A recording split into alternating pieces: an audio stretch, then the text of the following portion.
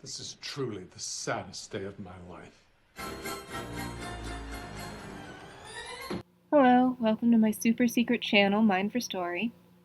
Today I want to talk about obligation in chapter 13 of The Good Place.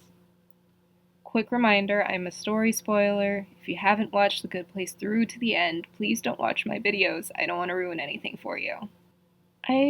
I see this chapter as sort of a takedown or an argument against obligation.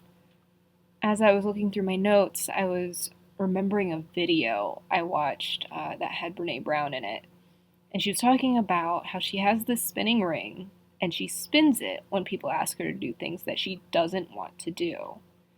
How she'll spin it a few times and then she'll tell them no. And she explained that she can either let the discomfort win in that moment and then she'll, be angry and resentful doing things for people that she doesn't want to do and maybe even doesn't have time to do. Or she can make herself do the uncomfortable thing, responding to the request and just saying no. Basically, not making choices out of obligation. So, without further ado, here is a demonstration of everything wrong with Chidi. So, not really, but he is definitely the worst offender when it comes to obligation. She's only going down there because she thinks that I don't love her. Do you? I don't know. Please don't ask me that. My stomach hurts. So imagine how you would feel if you heard that someone was going to commit themselves to an eternity of torture because they felt a sense of obligation to you. I mean, would you be flattered? Would that warm your heart? It's not romantic or sweet, and it would probably make you feel awful if this was done for you. If real Eleanor was a real person instead of a character Vicky was playing, she wouldn't be happy with this. And honestly, even Chidi realizes that he's not really doing it for her. This is still about his own comfort, because he won't feel right as long as real Eleanor has gone to the bad place because of him, because he doesn't love her back. The obligation here is actually about avoiding his own discomfort. And here's something else. If he doesn't want real Eleanor to go to the bad place because of him, why not lie? If she stays, she's staying as his soulmate. It's clear she expects to be loved by her soulmate, and if he lies, it makes, it means keeping real Eleanor out of the bad place. But again, none of this is actually about real Eleanor's well-being. This is all about Chidi's discomfort. He won't go that direction because he also hates lying. Let's try something new. I cannot predict everything that's going to happen, but we'll improvise. I imagined being one of the demons at this conference table. Mildly interested, but I'm not going to get super invested. Sean doesn't look like he's really on board. But it's the first new thing, like a real new, not just a new spin on an old penis flattener thing that we've had in centuries. So there's sort of like this internal conflict. I'm intrigued, but it's against my will, because I don't really think it'll work. I mean, if it did work, looks like it would be a good time. I'm already imagining days of making humans slowly lose their minds. Gaslighting, that's the trendy term on Earth these days. That's what I want to do. And if Michael could pull this off, I'd really get into it. I would be gaslighting all over the place. I would totally try this out. So I'm noticing that I'm not associating this meeting with a sense of obligation that I imagine would ordinarily be present in this sort of setting. I'm there because I'm obligated to be, because I get paid to be there, right? But right now, when I'm imagining this, I don't feel fidgety. My thoughts are wandering, but it's because I'm excited about what's being discussed in the meeting. I'm feeling a stir of inspiration. That part is real. Oh, yeah. Tahani is clarifying that Janet's feelings are real and not a performance that she was obligated to perform as part of the overall torture. But Janet really does love Jason.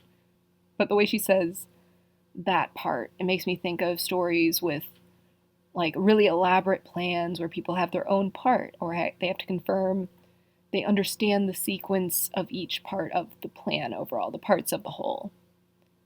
I'm also thinking of when people say, which part don't you understand? And sometimes that question can be genuine, but often it's said as a way to like belittle someone or cut someone down if they've challenged you on what you said, or what part of X, just fill in the blank, what part of no don't you understand? These are the lines that sort of immediately come to mind. And questioning someone or something as real, I can't help but think of Pinocchio, the character, the story, but just the I'm a real boy sort of a thing. Because she says real, that part was real. And now I've got the song I'm Real by Jennifer Lopez playing in my head. The more I think of it, I'm sort of thinking now in my own life, I'm thinking, so there's the version of me that I know, and that version is real. But in different places, around different people, there are versions of me that I have varying levels of awareness and knowledge of. Because people have thoughts about me. They have feelings or opinions about me or about things I do and say. And those thoughts and feelings are real, whether or not I know about them. And it's just this really interesting idea how there are multiple real me's and I only know my own. And that's true of every person I will ever interact with or know of. So I think I'm feeling called to notice, maybe over the next week, I'll try to be really explicit about it. I'm going to try and notice when I let one interaction with someone just completely shape who I think that person is. Like if someone cuts me off in traffic, here's an example. I'm not going to think to myself, oh, what an a-hole. Instead, I'm going to create an equally imagination-based character. But this new character, maybe they are rushing to the hospital because someone they love needs emergency surgery and they might die. And they want to say goodbye in case they do die. And I would be okay with that person driving like a maniac as long as no crash happens. I think I'm going to be spending a lot of time with these sorts of narratives in my head over the next week. We'll see. Every friend, every girlfriend was driven nuts because I couldn't do anything. Chidi is seeing how he has this pattern that does hurt people. And he sort of, I don't know if this is the best way to phrase it, but he sort of uses this idea of obligation as a security blanket. Because I doubt his mom cared that he was keeping his word to some kid over something minor. She probably cared that her son wasn't with her when she went into surgery. And honestly, I don't think if Chidi had been there for his mom that day, that it would have, I don't think he would have done it out of obligation to her. I think it would have been out of love. But if there was ever a time to do something out of obligation, I can't help but think it would be most appropriate if it's maybe the person who made and or raised you, or in the other direction, if you made this child and they didn't have a say in it, you should have a sense of obligation to them to keep them fed and clothed and sheltered, right? Again, I don't actually think Chidi would have been at his mom's side out of obligation. They seem to have a really good relationship. And I feel like this move on his part, choosing this minor obligation over her, may have hurt her a lot. Do your worst. We figured it out once. We can do it again. Because you know what, Michael? Yeah, basic. Eleanor does something that I want to acknowledge. She sort of weaponizes herself, the person she used to be, as, the best way I can put it, as a distraction to give them, all the humans, a chance of outmaneuvering Michael after he reboots them. And honestly, it kind of makes me think of Meg in A Wrinkle of Time in the end, when I think she's gifted her flaws, which she hates, but it's her flaws that sort of save the day then. But using your flaws to affect the best possible outcome, I want to acknowledge anyone who knows how to use their flaws to better a situation for others, because I think that's amazing. And my wish for you and for Eleanor is that you see that any given trait is not inherently good or bad. It's about how you use it. That's how you're going to feel every day. Now that they've been rebooted, we are back at this orientation. And this line, it has me thinking about the role feelings play throughout the story. I think I've previously made the argument that Janet's feelings for Jason are what sort of alters the course or undermines Michael's plans, his experiment. I could also argue that Eleanor's feelings for Chidi prompt her to confess to being in the good place by mistake, and that's the catalyst for everything in Michael's experiment going haywire. And it's when Eleanor, Chidi, Tahani, and Jason matter to Michael, when he feels differently toward them, that the story reaches this new level. It's a place where real change is possible, not just for the fate of these 4 humans, but for all humans, for everyone who works in the afterlife, for all of them, because Michael's feelings have changed. And then the judge's feelings matter even a great deal more, as they all have to persuade her to change the afterlife. And then she nearly erases Earth after she agrees with them that the current afterlife isn't working. And when Sean admits that what a big role his feelings have had in how he's been choosing to conduct himself throughout most of the story, has been what's driving him. It actually gets to a point where it allows him to make a choice to let this new afterlife happen, to let it move forward, even though he doesn't want this particular change. He's liked this sort of game of having to constantly try and catch Michael and the humans. So feelings can be a really wonderful tool or barometer, telling you when something is working or could work better. But I'm also seeing how sharing your feelings, caring about the feelings of others, can create a ripple effect. And is a really good case for acting from feelings rather than out of obligation. Chris, you'll stand by me no matter what, right? Hold that thought. My question here, we see that Eleanor is about to have the same conversation with Chris that she had when she first met Chidi. So my question is, would Eleanor do this no matter who her soulmate is?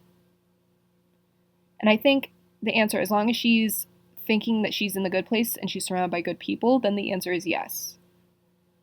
I think this is one of her sort of long-held strategies, where she tends to rely on good people to feel a sense of obligation to her. I think one of the best examples is we see it with Betsy, when Eleanor lets them down as the DD, Betsy takes over because she feels a sense of obligation. And I think it's also what made Eleanor particularly dangerous to Chidi in that first season, who throughout this whole season, he's obligation prone in a really awful and problematic way. So she is absolutely torturing him every step of the way. But yeah, no matter who her soulmate is, Eleanor is going to confess to them immediately if she can. That's what I think. Tell me if you disagree. So, what are my takeaways on obligation? I think most obligation is invented in the name of avoidance of an uncomfortable moment, not wanting to make someone feel mad or sad or let down. If it's not a legal obligation or work obligation, maybe next time, ask yourself if you really are obligated to do something that you don't want to do. Because if you really care, if someone's feelings really matter to you, do something to make them feel good. I promise you it's going to be way more impactful on them than whatever disappointment they might experience from you telling them no to a request or whatever the situation is.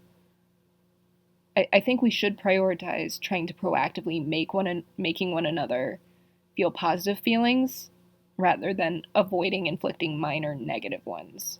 I think that will make actually probably a more meaningful life for everyone, probably just a more enjoyable life. I don't know. Tell me, in what ways do you disagree with me on the topic of obligation? I look forward to those comments. I really do. I hope you have a lovely day. It's basic consequentialism. The morality of an action is solely judged on its consequences.